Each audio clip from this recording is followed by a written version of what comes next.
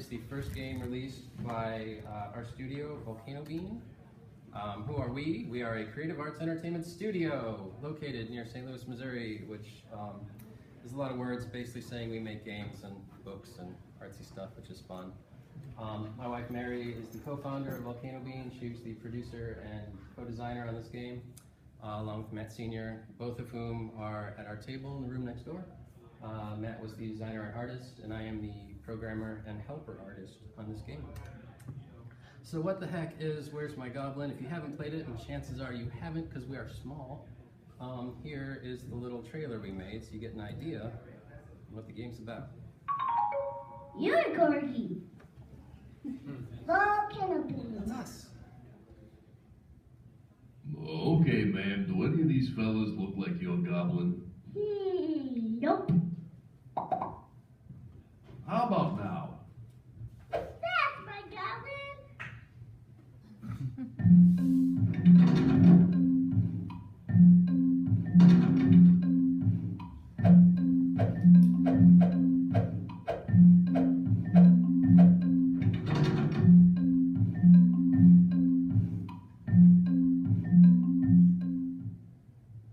So in a nutshell, that's the gameplay. It's a matching memory game. Again, just wanted to give you kind of an overview, so when I'm talking about what we're doing, it's some point of reference, at least visually.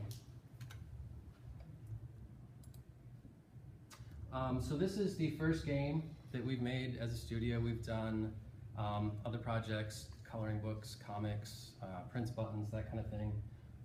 Our goals for this game are pretty simple. We wanted to experience the process of making and publishing a game for the first time from start to finish.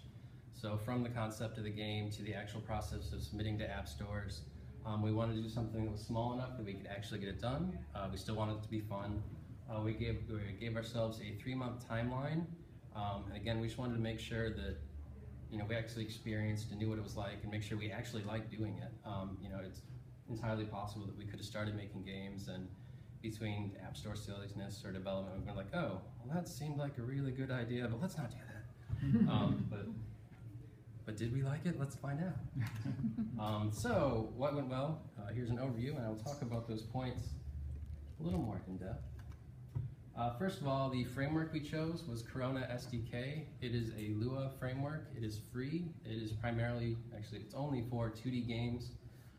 It is cross-platform, so you can have one code base and publish to the App Store, publish to Android, publish to Kindle, which is what we did. Knowing that this framework gave us that ability, we also tried to plan ahead with how we coded the game. So I've got a background in web design, as do some of the other members of the team, so we're thinking a lot about responsive design as it comes to websites. This is specifically a mobile/tablet game. There's all kinds of different displays and resolution sizes. So when we were coding it, we wanted to make sure that some of the elements stayed in specific places on the screen. So, one version of the iPhone is only this tall, but another version is going to be much taller. So we made sure the background was extra large, so on a taller device, that background's going to fill the space. We made sure that the menu sat nicely at the top. So again, it's one code base. We get to export it to whatever platform we need to. We didn't have to make a Google-specific version or a Windows version, which we didn't do, but that kind of thing. One code base gave us the most flexibility moving forward. So that worked out pretty well for us. Again, we are not being supported financially by our business at this point in time. Hopefully someday we'll get there after we've got a larger body of work and people who know who we are. So one of our goals with any game or project we make is to keep the expense fairly low.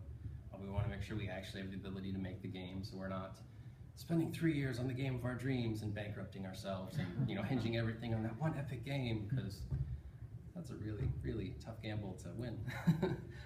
So low expense, like I said, Corona SDK is free. Again, we've got a graphic design background. I'm actually a web developer by day, so we already owned computers, Photoshop, that kind of software. We didn't need to hire freelancers. Again, we have art and design experience, which I think is fairly unique. In indie gaming, we kind of came the opposite direction. Where as opposed to being developers who need to find artists, we were artists who kind of evolved into being developers over time. So between Mary and Matt and myself, we're like this nice little triforce of overlapping abilities and stuff, which is kind of nice. Of course, we did have to pay Apple developer fees. We have a privacy policy through a website called Ayubenda, which is a nice service that gives you all the legal rigmarole you need to correctly have your privacy policy for your games. We do make a very small amount of money each month on our app, so that was nice. And also in terms of low expense, free online resources, which leads into my next actual point. Resources, the internet, of course, obviously. Loads of free tutorials, blog posts, videos, forums, YouTube, you name it. If you want to learn it, it is out there. College is good, but you don't need it if you want to learn this stuff. You need to spend the time to go through tutorials. You need to spend time practicing these things. We did a lot of reading and trying to learn from other people's mistakes as much as possible. So again, we didn't set out to make the 3-year MMORPG of our dreams, because we read several stories. People spend all this development time, and then it doesn't pay off in the end. And that's not a sustainable model. So what can we do correctly? What can we be smart about? Especially since we're like a 3-person team at this stage. How can we continue to make games and continue to learn and grow and hopefully turn this into a thing? We were surprised, super pleasantly surprised to learn that St. Louis actually has a really large local gaming development community, which we didn't know. So we learned a lot from that. Even just the St. Louis IGDA, there's a ton of videos, there's a backlog on there. A lot of really helpful sessions and information that, especially if you're just starting out, it's a lot of great information. So again, internet, do some Googling. It's all there, it's just on you to go get it. In terms of what went well for the game, atmosphere is something people have been reacting to very positively, and something we kind of hang our hat on again as artists and designers. As far as like the branding, the typography, we try to, with our games, like have almost like a theme or a hook or an experience. Like there's a sense of place, we hope, and I'll show you some images in a minute. And again, the feedback's been very positive, like pretty much universally. People love the art. They love the Goblin art, and kids and adults seem to respond very well to that. So again, in terms of a sense of place, the whole game's a single screen, and there's some atmosphere in the background, but even the UI, it's rickety boards, and it's meant to feel Goblin-y and fantasy-esque, and there's kind of a decrepit but fun and fantasy feel to it. And in terms of the branding, even the icon, the Goblin's kind of coming off from the side, he's been hiding, it's like a discovery, where is he, which one is it? So that all kind of ties into those ideas there. Playtesting went well for us. We got, Mary and I have 2 daughters, and they're partially the inspiration for why we're making these games. They're always playing things, so they're our very first beta testers and play testers. Every time, we make a thing, we stick it on an iPad, and they start going and playing, and see how they react. We also had a lot of friends we got feedback from. A lot of coworkers gave very useful feedback. And this was before we were more involved in the St. Louis development scene. There's a lot of playtesting resources we didn't know were out there. For example, this show, there's stuff at the St. Louis Science Center. There's opportunities for playtesting there that we didn't even know, and we're going to be looking to take advantage of further. But in the meantime, your children's friends, coworkers, anyone we could, when possible, we watched them play. So even if they didn't know how to explain what they were reacting to, we could see where they got confused.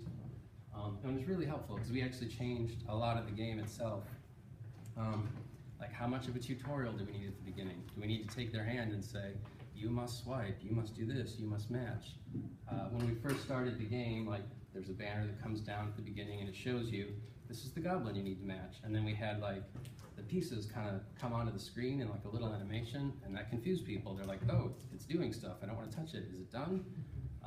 And just that kind of thing. So getting feedback, we learned how much of that do we need, how much of it is just, here's the game, get rolling. So just seeing how people play and react to it was very helpful for us. We also implemented some new features, seeing how people play. Several people, especially grown-ups, this is great, but can we make it harder?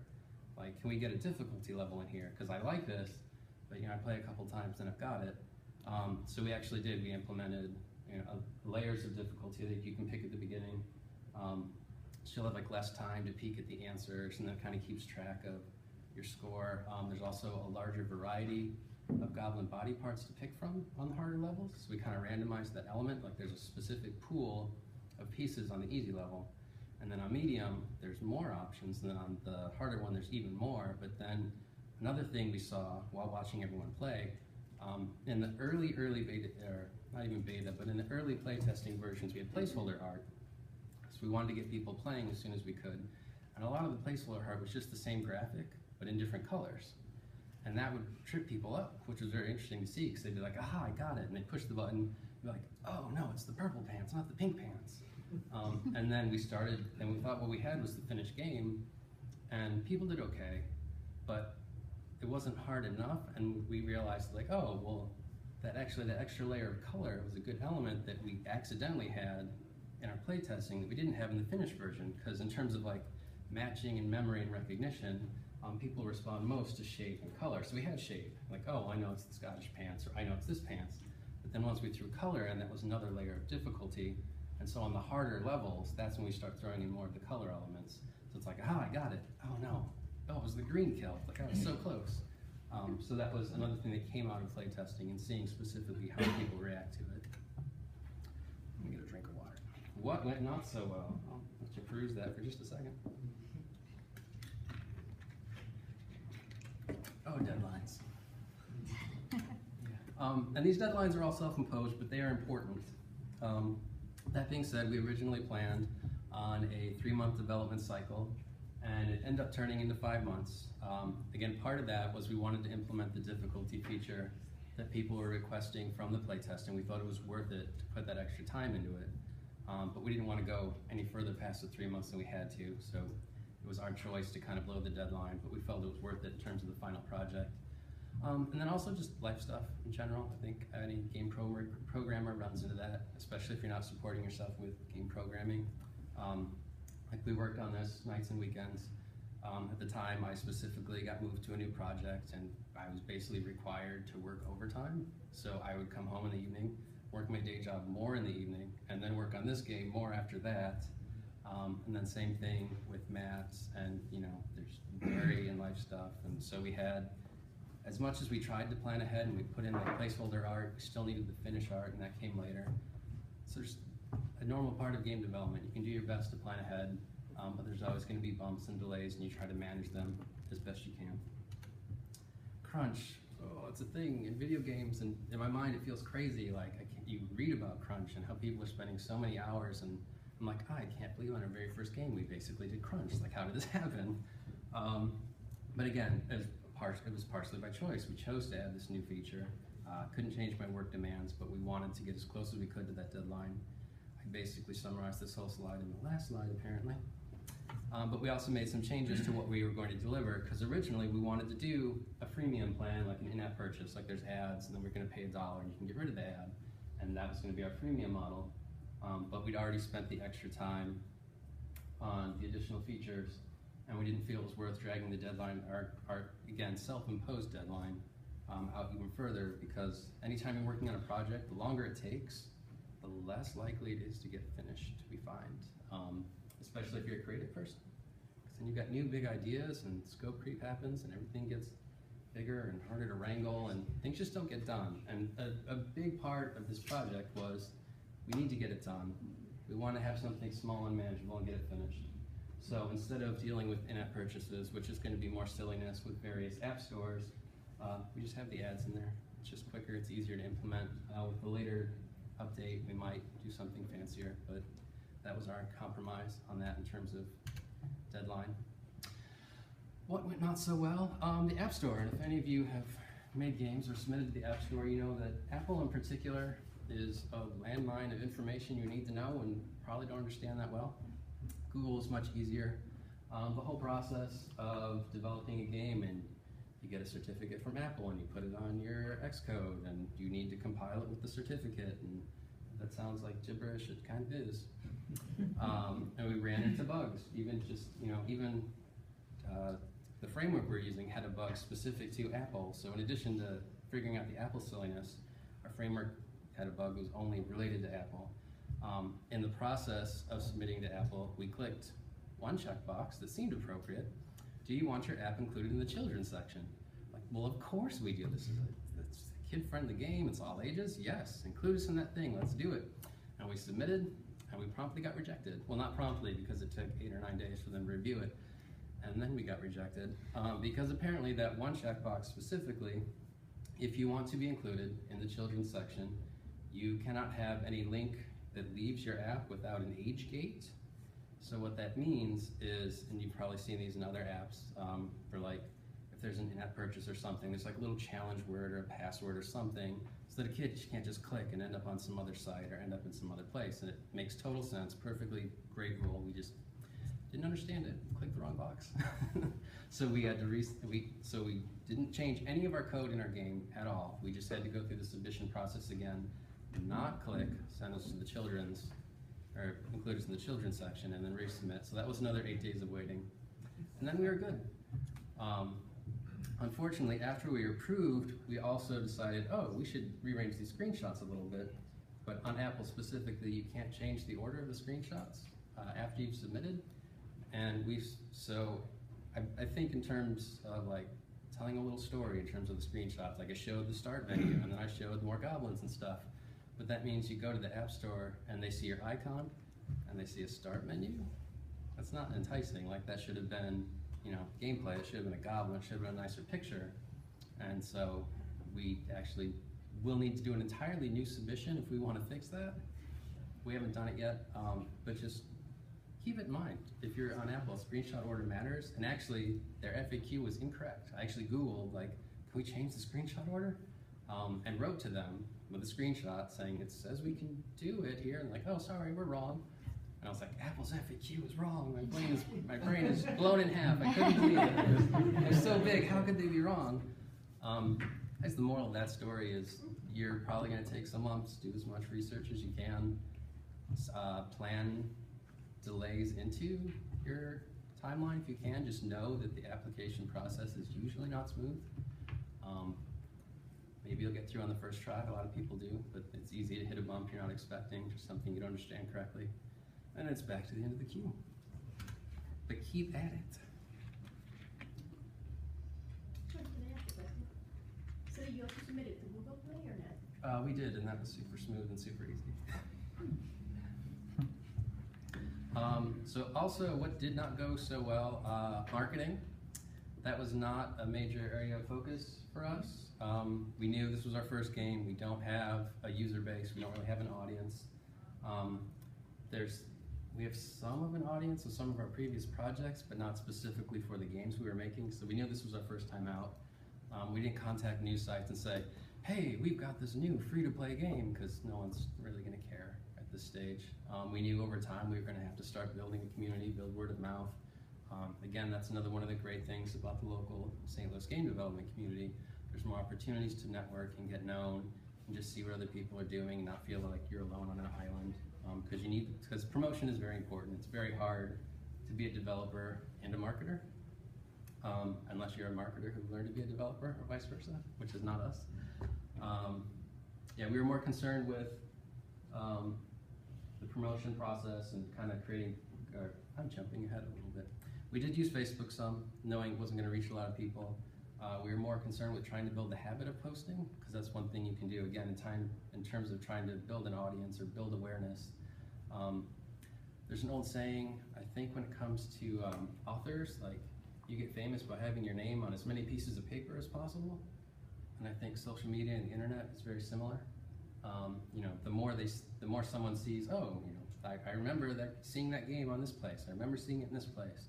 The more you're out there, the more you're seen, the more you will be known in time. And we're still working on it. So, the good, the bad, what we learned. In general, we need tighter feedback loops. And what that means is the amount of time between when we develop a thing and when we get the feedback needs to be smaller. So we always get great feedback from playtesting, so we want to do it more frequently. We don't want to spend a ton of time building out, a whole lot of code only to have people play it and go, oh, we don't understand what's going on. If you can get that feedback sooner, you can, make changes to your code as needed sooner. So we want to do more playtesting more frequently. Again, there's a lot of opportunities for that here in the area, which is fantastic. In terms of missing some of our own self-imposed art deadlines and stuff, we found that it's actually more helpful to have smaller, more frequent deadlines. So rather than, okay, well, we need final art in 2 months, And then like, a month and 3/4 go by and like, oh, I better start working on that final art. It's better to break that up in smaller chunks, because A, it's less daunting. You don't have this mountain of work that has to be done just like a ticking bomb. Like, oh, Team 1's, it's coming at me. All that stuff's got to get done. For example, you could break it up into, oh, I need character designs in 2 weeks. I need these finished renderings, a week from that, or that kind of smaller, more manageable pieces.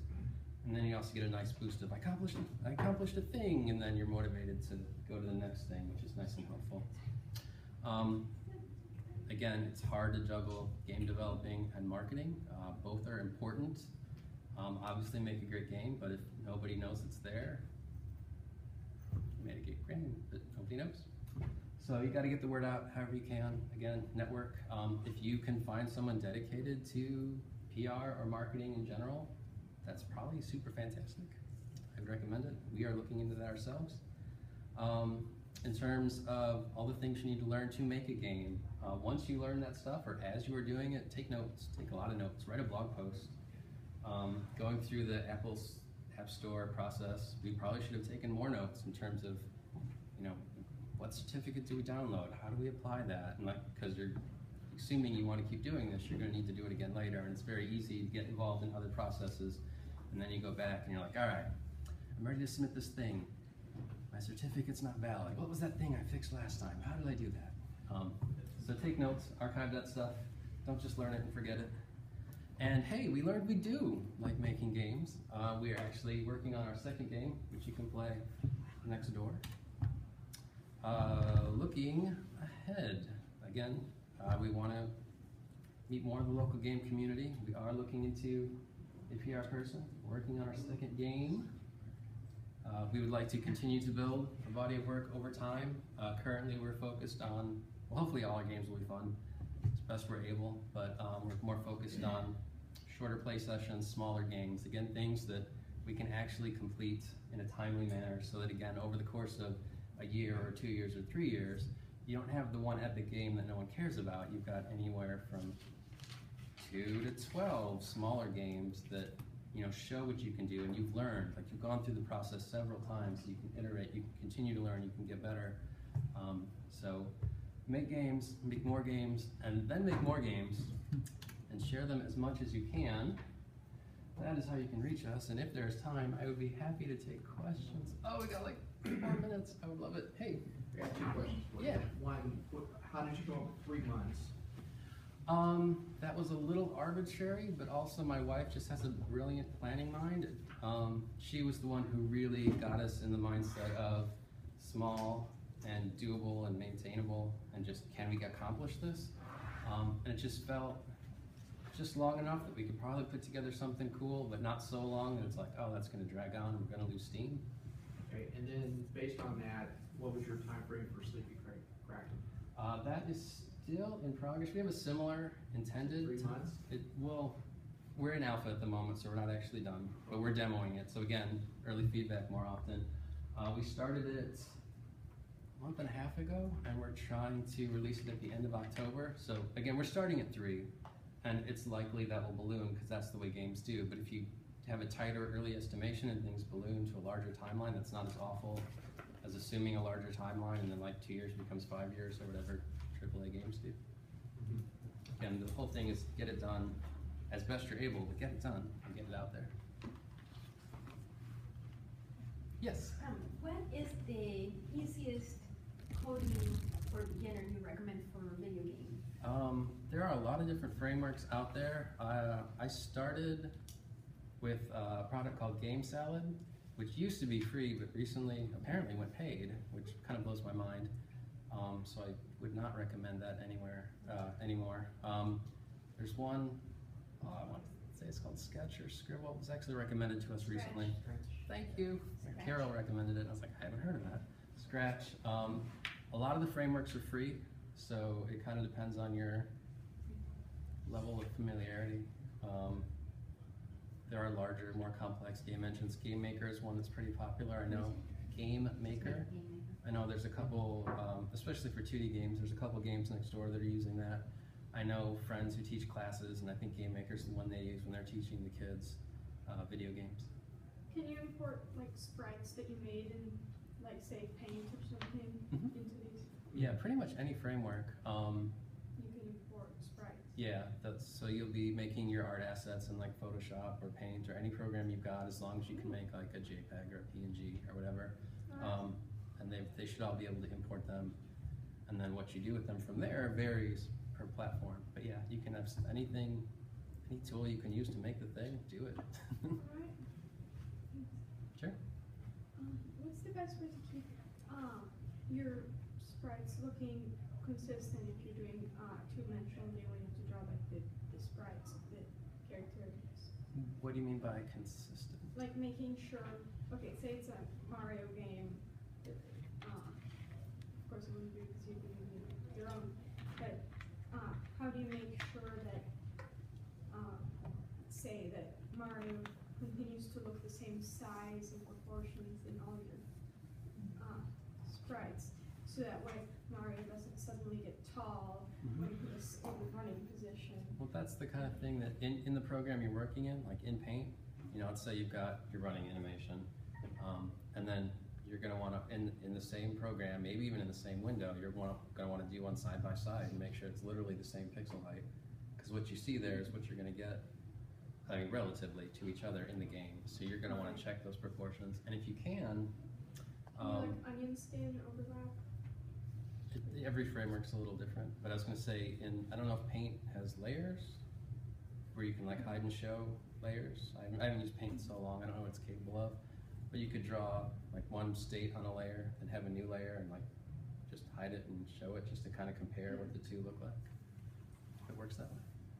Also, can you do pixel art in Photoshop or only really in Paint? Well, you can do it in Photoshop and GIMP and any number of programs. And that's another thing where, you know, a little Googling, there's a lot of tutorials on pixel art and game art. All that information's out there for sure. Have you heard of Procreate? I have not. Is that another framework or is that an art program? It's an art program. I'm just wondering if it's applicable to going over the games. I think any art program would absolutely work. Anything where you can make a JPEG or a PNG. You could draw a picture on paper, take a picture with your phone. If you can get it into your computer, then you can import it into your framework and do whatever you want to do with it. And again, that'll vary on a framework by framework basis. But, what did you use specifically? I use Photoshop.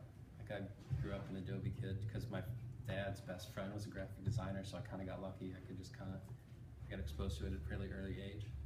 And then with my various graphics jobs, that just became the tool of choice. And was that with Kraken as well? Yeah, yeah. And my friend Matt, who's next door, similarly Photoshop, and he did the bulk of the art for like the characters. I was doing more of the UI, but even that was Photoshop. So like, I'll find like a free wood texture and I'll stick that over the gear. So like, Photoshop's super useful. Like, there's a lot of different ways to incorporate the different kinds of art together to make the assets you need. Am I running over someone else's time? Oh no, there's no one after me. I forgot about that. So if anyone wants, I have a couple extra minutes. I'll be around. Otherwise, thank you very, very much. I really appreciate all coming.